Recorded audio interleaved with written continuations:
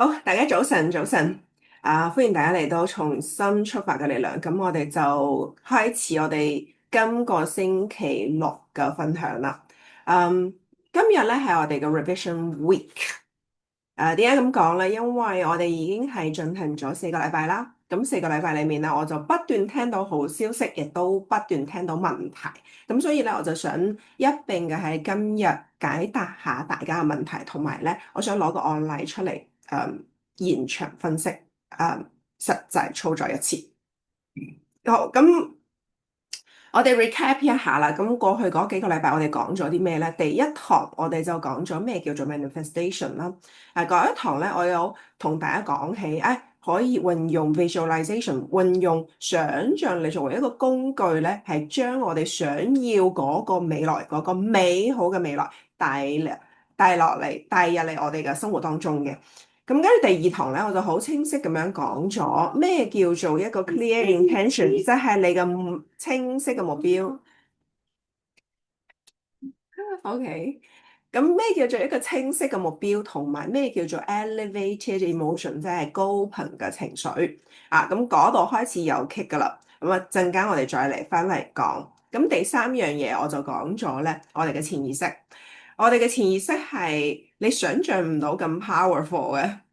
嗯，基本上環境裡面少少嘅 trigger 都會令你嘅潛意識開始去做嘢，因為咧數據上面嘅統計就係35歲之後，我哋95%都係 run on 潛意識嘅，即係你覺得係你起身，其實係你潛意識幫你起咗身。即係例如你會唔會諗下我係穿邊個衫袖先啊？我着拖鞋先啊？定係我係將個被輕輕整一整齊先啊？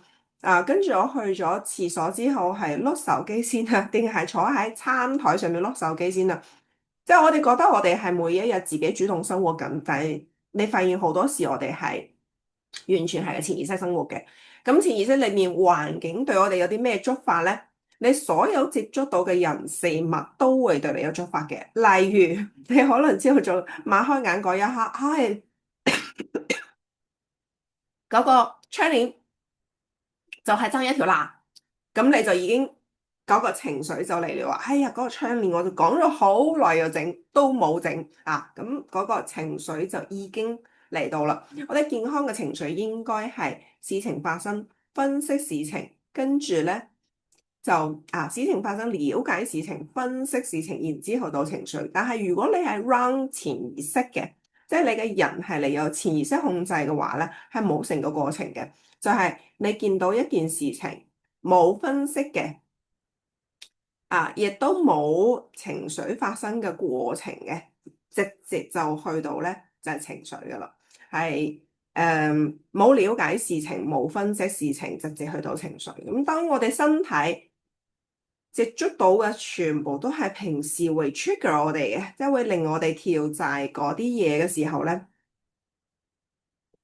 你發現你嘅情緒一路都係你嘅過去，因為嗰啲事情係你過去發生咗嘅事情，形成咗一啲嘅諗法，而呢個諗法不斷產生、不斷產生、不斷產生，而最終呢個諗法變成咗一個信念。例如我哋有啲咩信念咧？呢個本身諗住下一堂講嘅。我哋有好多 limiting belief 嘅，我哋有好多信念嘅，例如天道酬勤啦，你不道不為財啦。揾錢梗係辛苦噶啦，賺錢梗係唔容易噶啦，我梗係唔夠時間噶啦。好多人同我講呢樣嘢，我真係唔夠時間。唔夠時間係一個好強烈嘅 limiting belief 嚟嘅。我以前都會嘅，我以前都強烈地覺得我自己唔夠時間嘅。當你覺得自己唔夠時間嘅時候，我自己會 feel 到嘅，即係以前嘅我再睇翻依家嘅我係好大對比嘅。當我覺得唔夠時間嘅時候，我會好焦急。我會好想快啲要結果咁我會點樣咧？我就會驚快啦，快啦，嗱嗱聲啦！喂，點解唔做嘅？做啦，做咗佢啦！即係你會好，我會自己 feel 到，我會好容易就急啦，好容易就燥啦，好容易到對嘅結果係唔滿意。點解會搞成咁咧？即係個明明應該係咁樣嘅咁所以呢個係一個大家一定要破嘅其中一個 limiting belief 嚟嘅，即係好影響心心嘅一個 belief，就係我唔夠時間。好，咁跟住就講到第四堂，第四堂嗰陣時咧就開始講咧我哋內心嘅自己身體裡面已經記憶咗嘅嗰啲叫做潛意識啊，咁95%係潛意識嚟噶嘛，咁嗰啲喺身體裡面記憶咗嘅潛意識，佢對你嘅傷害極大嘅其中一個原因係佢對你嘅健康傷害極大，即係例如你經常暴躁。啊，咁呢點解你會暴躁咧？其實首先你係咪睇到一啲嘢？睇到一啲嘢嘅時候，你個腦俾出第一個反應就係搞錯啊！好，OK，好，跟住你就會傳輸一啲 chemicals 去到你嘅身體。其實大部分嘅 function 都會係腎上腺素，或者有啲係 gut，有啲係你嘅腸道裡面嘅反應嚟。咁跟住咧，你嘅腎上腺素就會分泌更加多嘅 chemicals 翻嚟你嘅腦，話俾佢聽，係啊，真係太過分啦！有乜理由搞成咁啊？好，OK，跟住你嘅腦開始揾到好多唔同嘅 point，即係好似放煙花咁樣，乒鈴嘭唥話俾自己聽，係啊，講咗俾佢聽啦，又唔做啦，成日都係咁啦，咁嘅人就係聽唔明啦，又係拖啦，啊，你就開始揾好多好多原因話俾自己聽，我真係燥咧，係有原因嘅，係真係佢太過分啦。你睇下10萬8千樣嘢，俾嗱，其實呢10萬8千樣嘢全部都係你自己揾翻嚟俾自己嘈嘅，就真㗎。咁點解咧？嗱，咁呢個時候你個腦係咪再一次傳輸 signal 俾去你嘅身體，然之後你嘅身體會反反覆覆同你嘅腦進行呢個動作，而呢樣嘢最大嘅傷害係咩咧？就係咧，你會產生好多好多好多呢啲嘅物質，係好傷害你嘅細胞嘅。你基本上如果一個人佢脾氣不老到暴躁嘅，講緊暴躁咗5年、10年，甚至乎更加長時間嘅話，或者一個人佢長期都抑鬱嘅，佢長期都覺得啊，我梗係冇咁好彩啦，唉，咁好嘅事情點會喺我身上面發生咧？啊，咁如果佢係長期都抑鬱嘅，或者長期都暴躁嘅，或者佢長期都 guilty 嘅，啊，一定係我做錯咗啦，唉，即係我點樣搞到咁樣嘅？長期都覺得係自己嘅責任嘅，啊，咁呢啲咧好，即係對於健康最大嘅傷害係你幾乎係將你自己嘅細胞浸咗喺呢啲 chemical 裏面，即係我頭先解釋緊你嘅腦同你嘅身體產生嘅 chemical 裏面。你甚至乎到一個地步咧，你嘅身體對於呢一種嘅化合物質係會有一種上癮嘅感覺。即係例如你今日好開心，會覺得你做咩今日咁開心啊？有咩咁開心啊？唉，都唔會有啲咩好事發生㗎。你知唔知？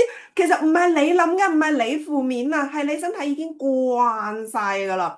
因為你嘅細胞已經慣晒喺呢個 chemical 裏面，突然之間你有改變嘅時候，佢係有種戒毒嘅感覺嘅，係好唔習慣嘅，係唔係佢嚟嘅，唔係佢自己嚟嘅。咁所以咧，你發現我哋唔單止對環境係有依賴性、有 addiction 嘅，我哋對於自己嘅身體反應都係有 addiction 嘅，係嗰啲叫毒癮嚟嘅，叫癮啦，冇叫毒癮啦，叫好似有癮咁樣，上癮咁樣。咁你諗下啦，係咪好難改變啊？真係好難改變啊！因為你嘅身體、你嘅環境、你嘅環境唔會霎時間轉咗噶嘛，啊，咁而你嘅身體更加唔會想轉變啦，咁所以就日復一日咁樣不斷出現啦。好啦，咁所以講咗呢4堂之後，我就想喺今日做一個梳理，因為咧有啲好鼓舞嘅 case，我陣間會同大家分享，亦都有啲 case，有啲朋友話俾我聽，好 keep。睇下 keep 咗喺邊個位，好冇？咁咧，我係好願意同大家即係單獨去傾下你 case，或者你願意喺呢個Zoom 裡面同大家分享下，我都係好歡迎嘅。好啦，咁我哋睇下咯，keep 喺邊個位咧？keep 喺第一個位。嗱，我哋第一個 manifestation 嘅第一個 step 叫做清晰嘅目標。啊，呢個位已經 keep 㗎啦。誒，我通常咧有幾，我經常都同啲人講，哦，你寫下咯，或者你想要咩啦，你講下你想要咩。當我問佢咁你想要咩咧嘅時候，我會經常睇到啲表情係咩咧？嗯嗱，我話俾你聽幾個原因會有呢啲表情嘅。佢唔係諗緊佢想要咩。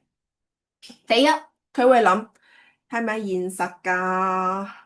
哇，講到咁大。做唔到有啲魚喎，唉，我做咗10年都做唔到咁大，突然之間話我1年之後就做咁大，哇！呢個有啲遙遠喎，唔係好得㗎啫喎。嗱，其實佢好快開始佢嘅 limiting belief 啊，嘅 fear 嚟嘅，呢個係驚咯。我驚我做唔到啊，我驚咁樣會好難啊，我驚咧我唔夠時間啊，我驚我唔夠能力啊，我驚我唔夠人脈啊，我驚我唔夠知識啊，我驚我學嘢唔夠。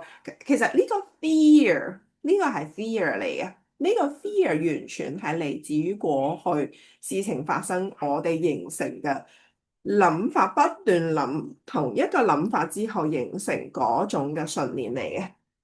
好啦，跟住第二樣嘢咧，咩原因咧？我哋啱啱喺 WhatsApp group 裡面我哋有好好嘅，有其中有朋友分享咗星期三我哋線下 workshop 因為佢真係同我係一路經過嚟嘅，即係我由開始做workshop 做線下 workshop，佢幾乎係每一次只要佢係香港，佢係一定 make time 去出席嘅。咁咧，所以佢自己都係開篇第一句説話，佢話我就覺得我對於 Renee 講嗰啲嘢咧，我自認為係好 master 到嘅咁我都覺得佢係一個喺呢方面好有追求嘅人嚟嘅。咁當我叫佢寫嗰陣時，佢就寫咗好長，佢寫咗1/3嘅 A4 紙，即係我叫佢你講下你想要咩？寫咗1/3 A4 紙。嗱，通常呢啲時候你會諗咩咧？你就會諗我點做到咁佢就開始諗啦。嗱，我咧就想有呢啲收入，我咧而家做緊呢一個咁樣嘅平台，咁所以咧我就要擴充到幾多嘅人數啦。然之後咧下一步咧，我哋要推出咩嘅新嘅產品啦因為佢自己係嘗試緊創業嘅，咁所以咧佢就會開始咧開始寫，咁隔離嗰個人咧就咁多嘢寫㗎，我寫1句㗎啫噃，目標嘛咁佢就話我想寫清楚啲啊嗱。呢個係 manifestation 裡面大家好多時第一步都做唔到嘅原因，就係你開始諗點做，而你一開始諗點做，你就發現你諗唔到可以點做，因為你都想要一個好美麗嘅結果㗎嘛。咁嗰個好美麗嘅結果同你嘅現實之間嘅距離太大，令你諗唔到點做嘅時候咧，你就會唔知點寫啦。咁所以第一，我就有曾經同大家講過，你由細啲開始 practice 純粹係 practice 俾你呢種 win 嘅感覺，呢種得嘅感覺。第二樣嘢，大家一定要記得嘅 manifestation 裏面，你有好多係通過你嘅腦去諗嘅嘢嚟嘅。我成日都話你想諗定係想做啊？話俾你聽，你唔諗做都冇用嘅，咁不如諗啦，好唔好？咁同埋諗係咪都輕鬆過做好多啦？有啲人話唔係噶，我唔慣諗嘢噶，咁起身就做噶啦。哇，叫我坐喺度諗嘢，諗唔到喎。呢啲都係習慣嚟嘅啫。咁佢就開始諗好多 how，開始諗好多點樣去達成呢個唔使你諗嘅。manifestation 你有2樣嘢唔使你諗，唔使你去諗幾時做到，唔使你去諗點樣做到。我陣間舉啲例子你就會明㗎啦。我覺得係好鼓舞啊！我覺得哇，你哋真係好犀利啊！嗱，咁唔緊要，你話佢哋好勁啊，我未有喎。唔緊要㗎，即係你未咁叻啫嘛，即係你喺顯化呢件事情上面未夠叻啫嘛。咁人人都係咁樣噶啦，游水係咪先？咁唔會一跳落去就識游噶嘛。咁但係有啲人游得快少少，學得快少少，有啲人學得慢少少，重唔重要啊？唔重要噶嘛。我哋而家又唔係比賽，有咩問題咧？大家自己尊重自己嘅 pace 就得噶啦。當你一比較，你其實已經係有 judgment 係俾自己噶啦。當你有 judgment 嘅時候，就因為你趕急咯，因為你冇，你先至覺得有 judgment 噶嘛。第三樣嘢係咩啊？感受你已經擁有咗嘅感覺。當你已經擁有咗呢個你好想要嘅美好嘅結果嘅時候嘅感覺。你咁批判自己，咁真係冇啦。你咁焦急，咁即係你未有啦。你有嘅時候你就唔焦急噶啦。咁當然你話咁你係咪唔焦急啊？唔係噶，我都會焦急嘅時候嘅。咁所以我覺得個重點唔係在於你冇潛意識嘅重點，亦都唔係在於你冇負面諗法，我會有嘅。但係我真係唔會超過一日嘅，大部分時候我會 catch 佢，跟住就1分鐘之內 KO 佢，甚至乎幾秒鐘之內 KO 佢。誒點解我咁諗嘅？誒唔係，梗係啦，時間係充分㗎。誒唔使我自己咁強能力㗎，實得㗎。宇宙又有力量想我做到嗰陣時，點會做唔到咧？實做到嘅，即係你即刻可以轉念咯，即刻轉念係好重要嘅嘢，一個能力嚟嘅。但係你諗下啦，你會喺一個負面情緒裏面留幾耐啊？我梗係唔得噶啦，市場梗係好差噶啦，梗係好難噶啦。你會喺呢種情緒裏面留幾耐啊？唔係幾分鐘，唔係幾個鐘，唔係幾日，可以係幾年，係咪？咁所以，呢個係一個能力嚟嘅。啊，咁另外我覺得呢排幾得意啊！呢個禮拜我遇到一個朋友，嗱，我自己都覺得佢係好優秀嘅，即係各方面嘅生活都係處理得好好，家庭啦、事業啦、收入啦、居住環境啦、自己嘅興趣愛好等等，係一個好平衡嘅人嚟嘅。咁咧，佢又好得意喎，我又問佢你想要咩啊？咁樣啊，咁佢又諗咗好耐，跟住咧啊，我就再同佢仔細少少去傾咗一下之後咧，佢就話俾我聽，佢話其實咧。嗯，我對於我依家嘅現狀冇乜特別討厭嘅地方。嗱，你睇唔睇到？你睇唔睇到？咩叫做冇乜特別討厭嘅地方咧？啊，其實佢係本身一個好優秀嘅人嚟嘅，所以咧，我就都真係好好奇你想要有啲咩地方有進步。咁你諗下嗱，佢一個咁叻嘅人，佢想唔想進步啊？佢絕對想進步，想唔想？想，一定想進步。啊，咁但係點解你問到我問佢，咁你想喺邊方面進步嘅時候咧，佢好似真係一下子諗唔到。嗱，諗下其實都係 fall into 前面嗰幾個 category，不外乎嘅啫。不外乎都係前面嗰幾個 category 嘅啫。第一，我即刻去諗點做，我覺得我已經時間滿晒啦，好難再做多啲嘢啦。即刻去諗嗰啲 limiting belief，唉，時間有限，能力有限，好驚，唉，好驚我承諾咗想要更加多嘢，跟住又冇時間去做嘅時候，咁會點咧？咁樣。嚇，咁我就同佢講，我話，誒唔緊要啊，你翻嚟諗下先啦，你寫出嚟啊，有機會我哋再交流啊。啊，咁佢真係一個好自律嘅人。雖然佢嗰刻話佢自己諗唔到咧，即係嗱，佢唔係話諗唔到想要咩喎，佢係諗唔到我覺得我對於現狀冇乜討厭嘅地方。你諗下佢嘅表達方式係咪幾得意啊？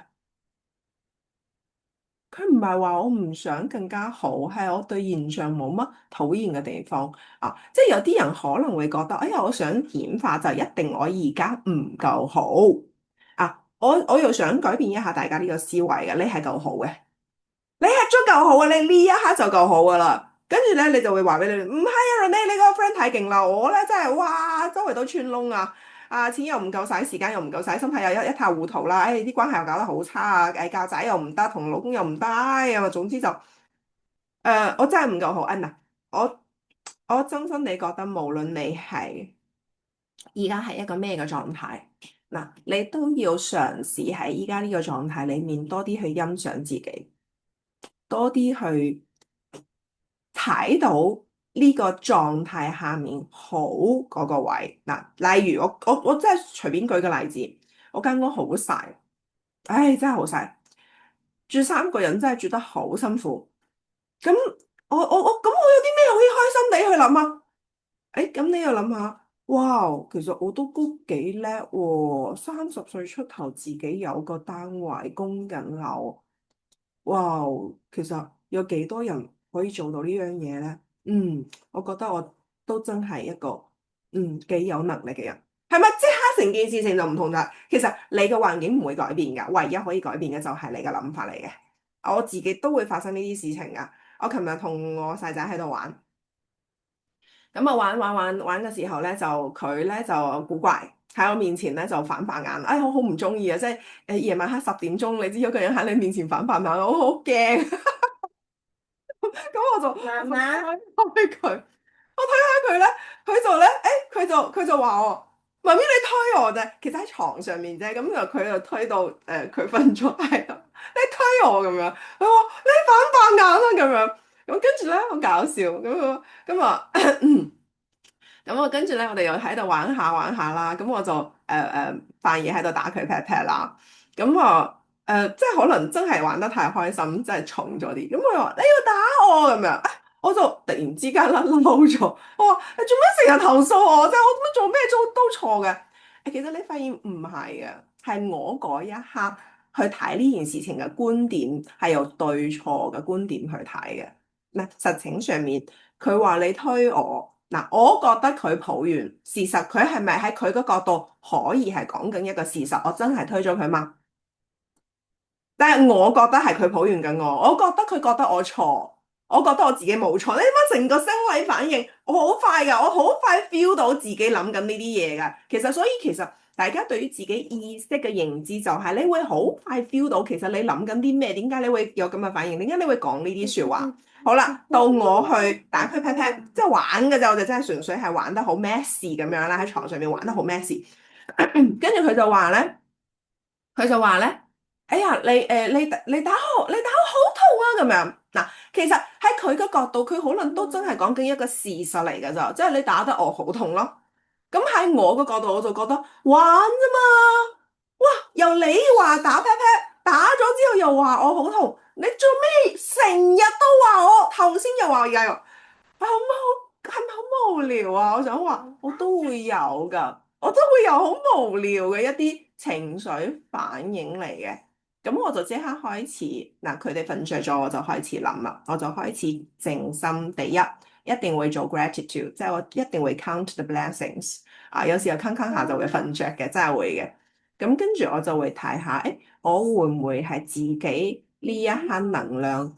但係，所以我會將人哋講出嚟嘅事實全部演繹成為我唔夠好，人哋投訴緊我咧。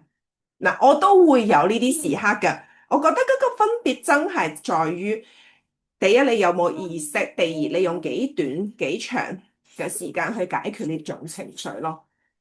咁我哋琴晚瞓覺之前，當然就已經和解晒啦，拖晒手仔啦，好開心啦，咁樣咁即係呢個純粹係琴晚發生嘅生活中嘅一啲小事。我就想大家，我通過呢個例子，好少少到咁少，我想講咩咧？我就想第一，大家提升對自己情緒嘅意識。請你 feel 到、觀察到自己嘅情緒同語言，嗱，呢個係第一樣嘢。第二樣嘢，大家嘗試喺內在係你自己能量出發去睇下有咩可以做。咁有咩可以做？其實好簡單。如果係一啲小嘅事情，我通常咧只係諗下感恩嘅清單，我已經可以解決咗呢個情緒啦。咁如果係一啲比較大嘅事件嘅話，我通常就會做冥想嘅，即係我需要俾自己 calm down。冥想主要係做咩咧？冥想主要係令你嘅思維真係變得清晰，清晰嚟諗咩咧？諗依家，唔好諗咁多以前，因為你再諗以前都唔會更加好噶啦，以前已經發生咗噶啦，佢唔會改變噶啦。亦都唔好諗咁多未來，點解咧？未來都唔諗，係啊，未來都唔使諗咁多，因為個未來咧都係用你以前嘅認知、以前嘅情緒去諗出嚟嘅，所以咧冇乜特別大功效嘅啫。喺冥想當中最重要嘅係依家，就係你關注呢家呢一刻，依家呢一刻感受到咩咧？你首先係你係有，如果有跟我嘅冥想做過嘅話，你首先感受到完全嘅放鬆，跟住到完全放空，即係你乜都冇諗，乜都冇察覺，乜都冇感受，好似係咩咧？好似係你嘅眼耳口鼻，我哋人所有嘅 sensory，你睇到嘅、聽到嘅、聞到嘅，可以觸摸到嘅，可以taste 到嘅，可以嘗到嘅，所有嘅感覺全部消失嘅情況之下，我哋就係一團能量，就咁簡單嘅啦，好純粹嘅一樣嘢。因為你係咁純粹嘅能量裡面，你就有機會真係觸動、觸及、touch 到一啲咧 unknown 嘅 possibility 啦，即係 unknown 嘅可能性啦。好啦，咁我哋時間有限嘅情況之下咧，我哋就繼續講落去啦。所以咧，呢樣嘢我想大家翻去 review 翻嘅。咁第二樣嘢，我想大家去做咩咧？即係你要諗下點解你會有呢個目標。你一定要諗下你點解有呢個目標，因為我發現大家好快放棄咗。唔好意思，我有啲唔舒服。好快放棄咗，咁好快放棄咗嗱，你唔好批判自己先。我都冇覺得，哦，你真係點解咁快放棄啊？你真係唔啱。我冇啊，冇啊。你又知道你點解放棄咗？你放棄咗係因為你環境冇改變，你嘅思維冇改變，你嘅潛意識冇改變，你一定會放棄啊！改變點解咁困難？唔係你會放棄，係全天下都放棄。其實咧，顯化真係好容易，容易到你唔信。所有 steps 講晒，你跟住做就得噶啦。點解都唔做？就係因為所有人嘅潛意識都太強大。我唔知大家有冇呢個諗法，就係諗下就得嘅話，咁個個都得啦。我話俾你聽，真係諗下就得嘅。不過冇乜人願意去諗嘅，因為諗呢樣嘢已經 against 咗你嘅潛意識啦。諗一個新嘅嘢已經 against 咗，已經係同你嘅潛意識打緊仗啦。而潛意識係你嘅95%，所以唔係你放棄咗，唔使批判自己噶。你由今日開始重新開始出發就得噶啦。所以你要諗清楚點解你要呢樣嘢，你一定要諗清楚你點解要呢樣嘢。你諗到啊，即係譬如講，我有一份新工咁樣嗱，我哋有人想揾工，我有揾一份新工，因為咧，我想要去到一個咧啲同事咧關係比較和諧嘅地方，我想要揾到咧一個真係欣賞我嘅老闆，我想要教一啲咧我真係想教嘅科目，我咧係好想喺呢啲咁乾淨平靜嘅情緒裡面咧，就可以幫到好多我嘅學生去將我嘅專業技能咧係真係發揮出嚟。OK，咁呢個就係你嘅 why 咯喎，我講㗎咋，當然你可以根據自己實際情況你去諗下咯。係咪好簡單啊？好快寫得出嚟㗎，所以你寫唔到出嚟，你一定係諗緊一你嘅 limiting belief，即係你嗰啲局限性思維；二就係我點做到咧？嗱，呢個係唔使你諗嘅，唔使你諗點做到嘅。咁你個 why 一定要清晰，因為過程中會有困難嘅，即係例如我頭先講，你潛意識會同你打仗，你就會放棄㗎咯。只有你個 why，我點解一定要轉工？你個 why 好清晰嘅時候，你嘅潛意識先至會識晒令人㗎咋。你會克服到同你潛意識之間嗰個嘅打仗咯。好，咁所以一定要諗清楚你嘅 why，即係將你嘅翻去第二堂啦。如果你唔清晰嘅話，翻去第二堂再聽，好冇？咁跟住咧，第三樣嘢你要感受到已經擁有嘅感覺。我發現咧，有啲朋友仔喺做顯化嘅時候好扯。咩叫做好扯咧？好得㗎啦，我而家諗緊㗎啦。真係好正啊！呢個景象，我而家 visualize 緊，我而家想像緊啊，好會發生㗎啦！啊，好努力啊，好努力啊！Manifestation 呢樣嘢，第三樣嘢係你要感受到你已經得咗嘅感受，喺邊幾個層面咧？喺思想嘅層面，喺情緒嘅層面，喺行為嘅層面，你都要感受到你已經得咗啦。即係譬如講，你去同一個客交流，唔係舉例，同一個客交流，喂，如果佢已經係你嘅客，你會點同佢傾偈啊？梗係好啦，係咪先？我哋係咪大家對於自己買咗嘅嘢或者自己用緊嘅服務，全部都係即係好認同噶嘛？佢已經如果已經係你嘅，咁就大家一齊認同噶啫喎。咁使唔使緊張啊？唔使緊張，使唔使好用力啊？唔使好用力，只係哇好開心啊！梗係好啦。嗱，呢度我有幾個朋友喺度，營養早餐好唔好？好，梗係好啦。哎呀，真係好彩有營養早餐㗎咋！營養早餐先至令我哋慳咗咁多時間，營養早餐先至令我可以咁快出門口。哇！諗唔到食咩嗰陣時，最緊要嘅樣。誒，你發現你同一個已經係你嘅顧客或者係你一個好朋友，你哋都中意同一樣嘢，你去傾呢件事情嘅時候，係咪輕鬆好多先？嗱，你要去練習嘅，我一再強調，顯化係一種能力嚟嘅，你要去練習呢樣嘢嘅。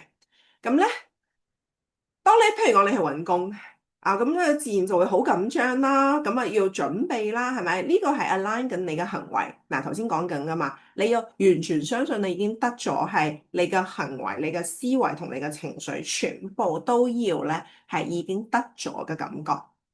如果你已經得咗啦，佢話我俾咗 offer 你啦，你攞啲資料準備咗，我哋就交得噶啦。咁你冇去準備資料咯，你唔會有嗰種咩資料啊？點解咁麻煩嘅？要咁多資料，你唔會有呢種情緒噶。你睇唔睇到有分別噶？你做緊一模一樣嘅事情，但係你嘅感受是完全不一樣嘅，你發出嚟嘅信號是完全不一樣嘅，所以你接收翻嚟最好嘅結果是完全不一樣嘅。你嘅腦咧係分唔到係你想象出嚟嘅定係現實嘅，所以咧想象力係你非常之厲害嘅、強大嘅一個工具嚟。咁你就可以去做噶咯喎。咁你要 align 緊咩啊？你同個同事傾偈嘅時候，你同個同事見面嘅時候，與其係喂我好緊張，我要講我自己有幾叻啊，我啲能力有幾強啊，我點解咁適合你？你好似同一個同事咁樣傾偈即係哇，真係好舒服。我點解我咁中意你？即係等於係我同你講緊前面，點解我哋兩個都咁中意營養早餐一樣，即係好似傾偈咁樣啫嘛。你要令人哋同你一齊相處好舒服。如果你係去面試，我好想要攞 offer 呢個心態，同我已經攞咗 offer，我同我同事傾偈嘅心態，我話俾你聽，後者你一定係贏嘅機會率高好多。點解咧？係我哋係要請一個有能力嘅同事，但係最終我要請一個咩啊？我要請一個我日對夜對同佢一齊共事，我都唔厭煩嘅人。我先生 Cliff 講過一句説話，佢話我會請一個咩人咧？我會請一個即使我同佢一齊混叻，我都唔係太介意嘅人。所以你就明白咗啦，唔係你嘅學歷，唔係你嘅能力，唔係你嘅口才，唔係你點樣去表達自己，唔係你嘅專業技能有幾強，因為嗰啲你去到面試睇咗你 CV 先至叫你嚟面試，已經係嗰個級數噶啦。係你要點樣令自己舒服，令對方舒服。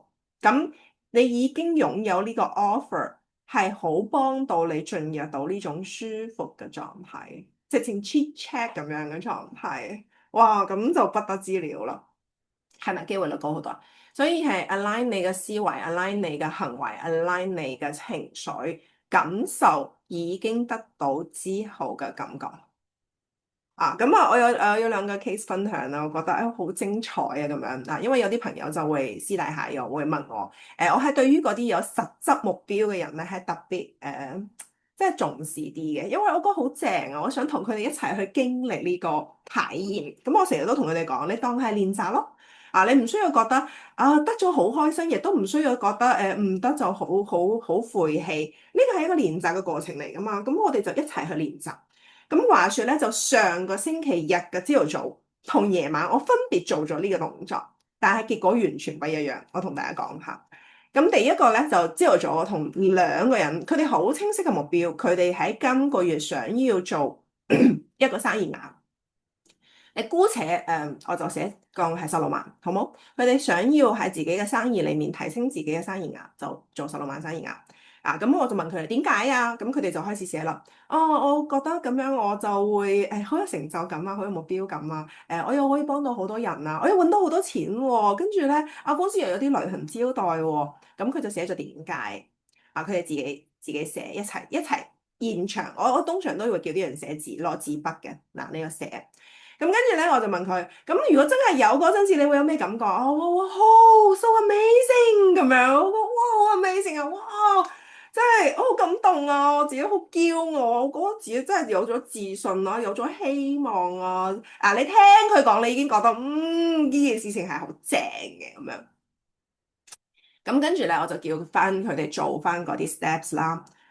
咁其實啲 steps 好簡單啫嘛，係咪？你朝頭早起身嗰陣時，請你想像一下先至起身啦。你自己經常性喺嗰一日裡面可以翻去呢種狀態，呢種我得咗嘅狀態，好簡單嘅就30秒至到1分鐘就已經搞掂咗啦。如果你願意多少少時間，當然你可以做冥想。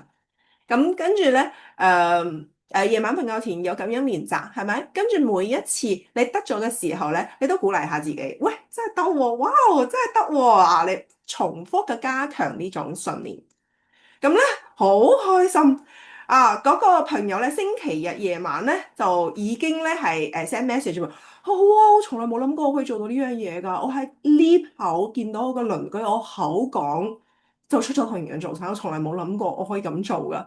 我哇好勁啊你啊！哇佢話你好勁啊，你嗰個好 powerful。我唔係我勁，係你願意去做，所以你真係好勁啊咁樣。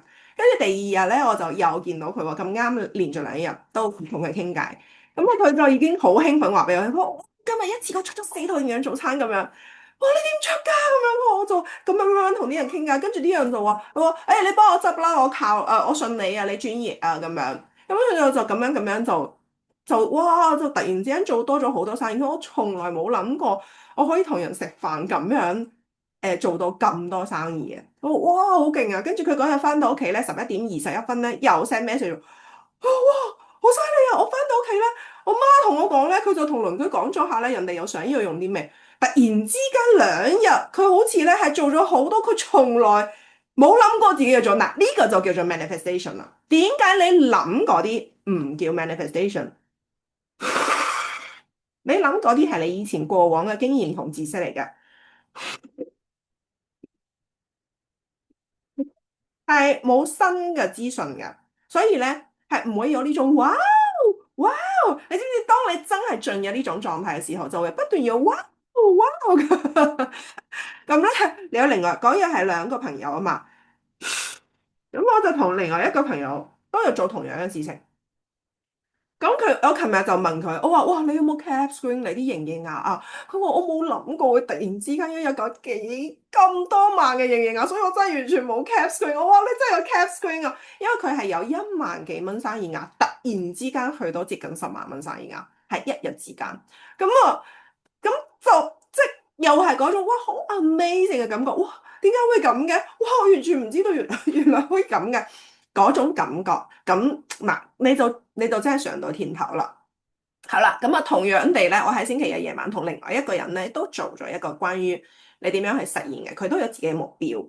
咁我琴晚咧就問翻佢，我話喂點啊咁樣，咁跟住佢哋話俾我聽，佢話真係好忙啊，呢排情緒真係好差啊。咁後來咧就好想即時間出嚟做下冥想，但係又真係安排唔到時間啊，咁就不了了之啦。嗱，唔好批判，唔好批判自己，亦都唔好走去批判其他人。你要知道，呢個只不過係佢強力嘅潛意識控制咗佢，而令到佢揾咗好多理由同藉口出嚟。呢啲事實、環境全部都現實存在嘅，只不過你嘅潛意識會要你去專注喺嗰啲唔利於你實現目標嘅事實上面。有時候 suffer 都係一種 addiction 嚟嘅，即係有時候苦難都係自己嘅一種癮嚟嘅。不斷證明自己係好苦難嘅，係好困難嘅，都係一種自己嘅癮嚟嘅，係有戒嘅癮嚟嘅。因為你身體太習慣呢種思維同呢種事情嘅發生方式啦。咁我就同佢講話，冇嘢噶，唔使 judge 自己噶，向前行得噶啦。你要知道呢個唔係你懶，唔係你做唔到，唔係你唔叻，唔係你唔擅長，純粹係你嘅潛意識控制咗你，令到你就唔冇去做任何同改變相關嘅嘢。咁我哋可以做咩啊？我哋可以今日入嚟 Zoom 啦，跟住重新再聽翻，重新再聽翻啦。重新出發咁就得㗎啦。咁所以咧，今日呢個咧係一個小小嘅 recap，係好多謝咧大家貢獻咗好多好多嘅實際操作嘅案例出嚟。你哋如果有興趣嘅，隨時 PM 我又得啦，喺 group 裡面同大家一齊討論又得啦。我係好希望咧，真係大家可以跟上嚟，真係跟上嚟。你今日開始，你今日係第一次入嚟呢個 Zoom 都唔晚嘅。我哋揸住呢個從心出發嘅力量，聖誕節前俾自己一份大禮物。好，今日分享就到呢度，拜拜，拜拜。我哋影唔影張相啊？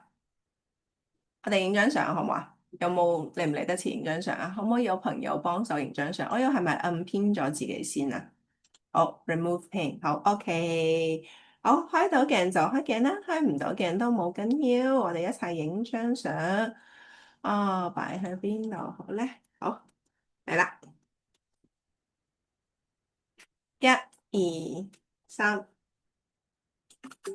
，OK，好啦，大家陣間見，拜拜，拜拜。